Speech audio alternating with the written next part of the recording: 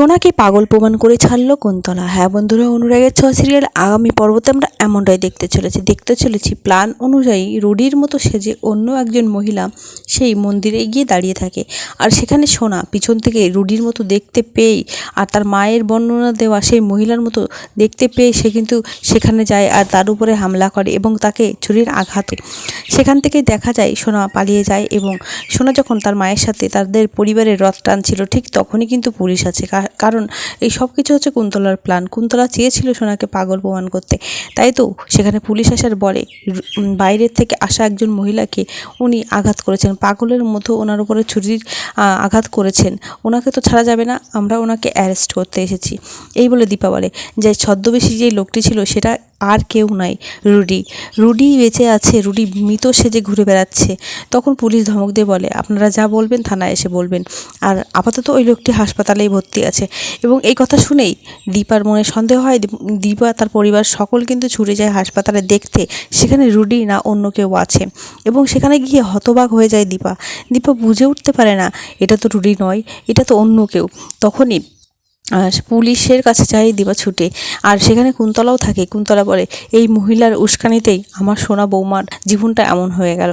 সোনা শুধু রুডি ভেবে অন্য একজনকে আঘাত করলো, সোনার মাথা খারাপ হয়ে গেছে, সোনা পাগল হয়ে গেছে। তখনই দীপা বলে না রুডি বেঁচে আছে, এই সব কিছু হচ্ছে ওনার প্ল্যান।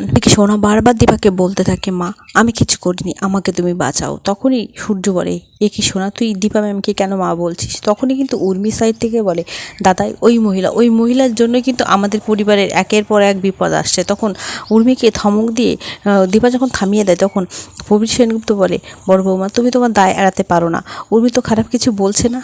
এদিকে কুন্তলা জামিনের পেপার নিয়ে এসে সোনার কাছে ভালো সাজার নাটক করে।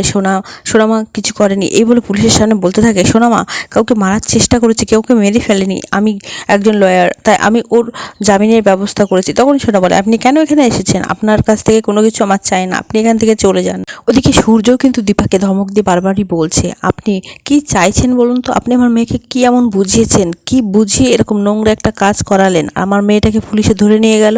বাড়ি শুদ্ধ সবাই দীপাকে জেরা করে, তাই দীপা বাধ্য হয়ে বলে রুডি বেঁচে আছে, প্রাণে বেঁচে আছে। সেদিনকে ডাক্তারবাবু আর ছোট্ট লাবণ্যকে ওই রুডি যে ছদ্মবেশে তুলে নিয়ে গেছিল সেখানে আর কেউ নয় রুডি ছিল। তাই তো এই কথাটা সোনা জানতে পেরেই সোনা ছুটে যায় রুডির কাছে আর রুডিকে মারার চেষ্টা করে।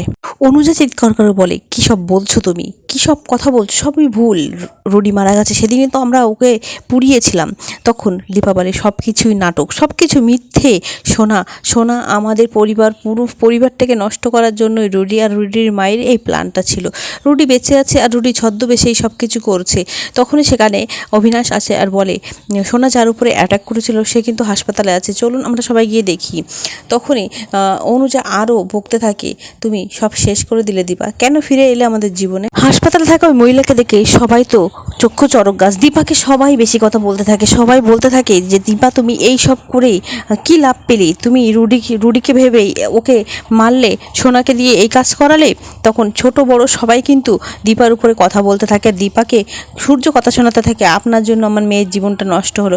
তখন ছোট লাবণ্যকে অবিনাশ বলে আচ্ছা লাবণ্য তুমি ভালো করে দেখে বলো তো ওই মহিলাই কি ছিলেন? তখনই ছোট্ট লাবণ্য সব কিছু মনে করার চেষ্টা করছে আর বলছে না ইনি ছিলেন না, অন্য একটা আন্টি ছিল। তখনই কিন্তু দীপার সন্দেহটা আরও বেড়ে যায়। দীপা বুঝতে পারে এই সব কিছু কুন্তলার প্ল্যান, এই কুন্তলা সব কিছু প্ল্যান সাজিয়েই মাঠে নেমেছে। প্রবীর সেনগুপ্ত বলে বড় বৌমা শুধুমাত্র একটা সন্দেহের বশে এ তো মারাত্মক ভুল হয়ে গেল, সোনাদি দীপাই তো ওকে মারার চেষ্টা করেছিল, পুলিশ কি ওকে ছাড়বে? অ্যাটাক হওয়া মহিলাটি বলতে থাকে আমি ভাবিনি আমি একটা বাঙালি অনুষ্ঠান দেখতে এসে এভাবে আমার উপরে অ্যাটাক হবে, কিন্তু আমি চাই যে মেয়েটা আমাকে এভাবে অ্যাটাক করেছিল তার শাস্তি হোক। সূর্য দীপাকে চিৎকার করে বলে যে আপনার কি স্বার্থ ছিল আমার মেয়েটাকে এভাবে কাজে লাগানোর আর ওকে রুডি ভেবে খুন করতে পাঠানোর? আমার মেয়েটা কি হবে এখন? অসুস্থ সেজে থাকা ওই মহিলা কুন্তলার পাট ভাড়া করা মহিলাটি বলতে থাকে আপনারা সবাই এখান থেকে বেরিয়ে যান, আউট। এই বলেই সবাইকে তাড়িয়ে দেয়। সূর্য বলে সরি ম্যাম, আমাদের অনেক বড় ভুল হয়ে গেছে।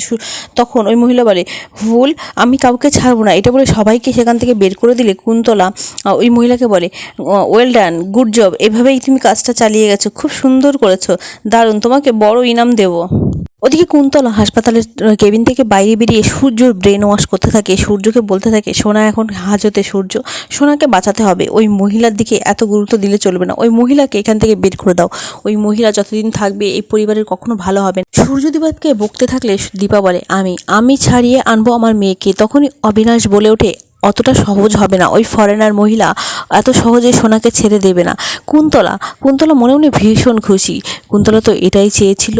ওদিকে সুযোগ বুঝে উর্মি বলে সবাই দেখুক তুই কি জিনিস।